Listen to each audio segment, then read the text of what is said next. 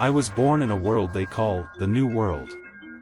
But to understand what that means, you'd have to go back 100 years ago, before I was even a thought in someone's mind. It started with an island. And a disaster.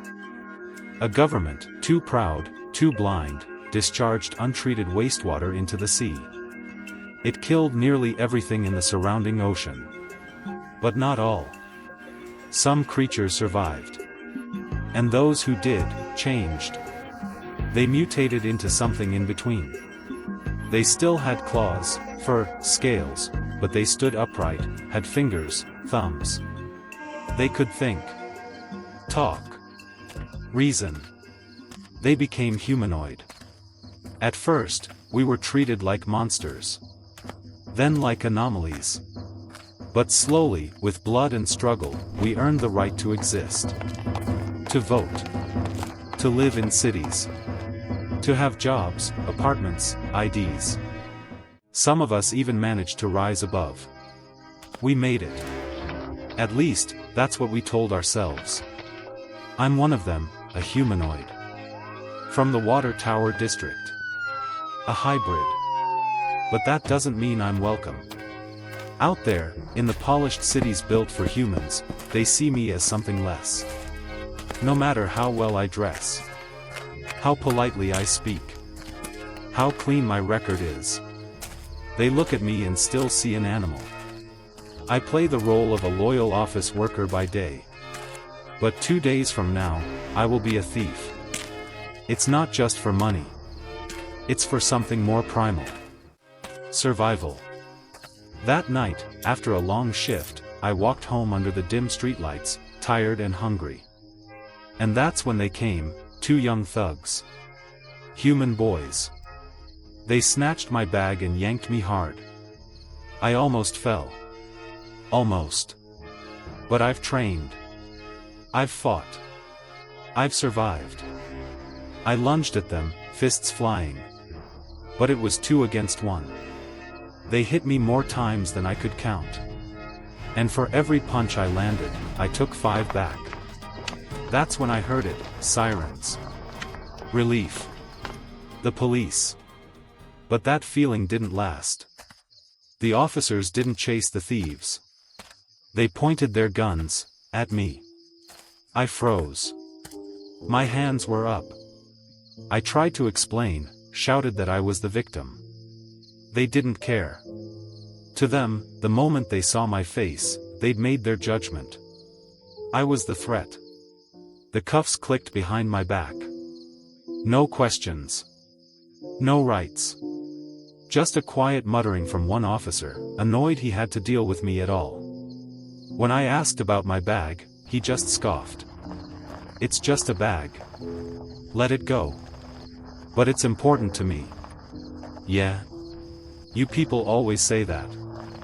I'm not a SEAL. I'm from the Water Tower District. Same difference. Humans or animals, that's all I see. Then he turned and walked away. And I stood there. Alone. Again. A familiar shape emerged from the darkness, broad shoulders, deep scars, the smell of diesel and tobacco. Kigo. My old friend. My partner for what's to come. He didn't say much, just looked at me, his eyes sharp and cold. He'd once taken a blade meant for me. That scar ran across his back like a river. Kigo never smiles. Never has to. You want to live among humans, he said. Then you'd better learn to be crueler than them. We got in his van and drove. 2 days later, we left the city before dawn. The van hummed through dead roads and fog. We passed the dump. I looked out the window and saw the ocean, a black sheet under a gray sky. Floating in it, was the island. Home. Made entirely from trash and rust, 2 square kilometers wide. But for those like me, it was everything. It was where our kind gathered, humanoid water towers. My origin. There, I was somebody. The only one from the island who'd ever made it into the inner city. A model child. My parents beamed with pride. When I returned, unannounced, they made a meal with what little they had. Asked about work. I lied. Told them I was helping a friend with something important. They didn't press. They never do. Do what feels right, my father said. You've always known how. We left before noon. Kigo snored in the passenger seat, and I took the wheel. He jolted awake midway through the drive. Said he'd had a nightmare of life before mutation. The days of crawling on all fours, silent and hunted. He didn't elaborate. Just stared out the window. Eyes unfocused. Rain began to fall. Heavy. Loud. It felt comforting. Like a wall of white noise between us and the world. Then we saw him, an old man on the roadside, soaked but standing tall. He waved. I stopped the van. Kigo didn't object. The old man stepped in without hesitation. He didn't flinch at our faces. Didn't stare. Just nodded his thanks and handed Kigo a few coins before getting out a few kilometers later.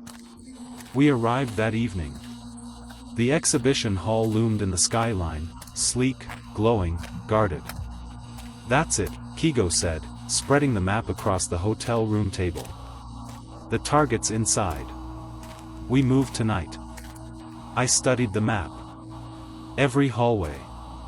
Every checkpoint. Every route that cut through shadow instead of light. Midnight. We slipped in through a service door. The corridor was quiet. I led. Kigo followed.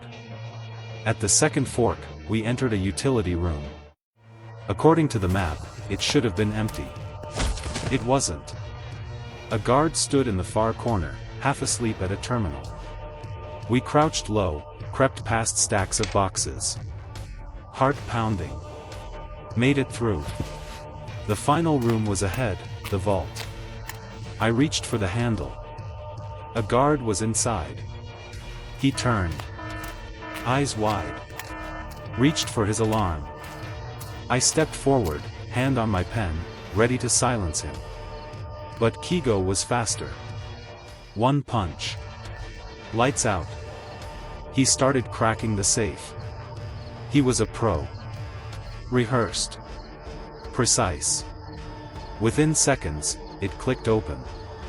He pulled out the black case. Nodded. Run. We bolted. Halfway out, the unconscious guard came to. Slammed the alarm. Sirens blared. Lights turned red. We didn't stop.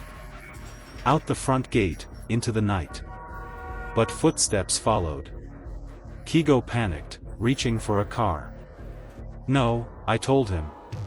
Plates are traceable. Go on foot. Melt into the crowd.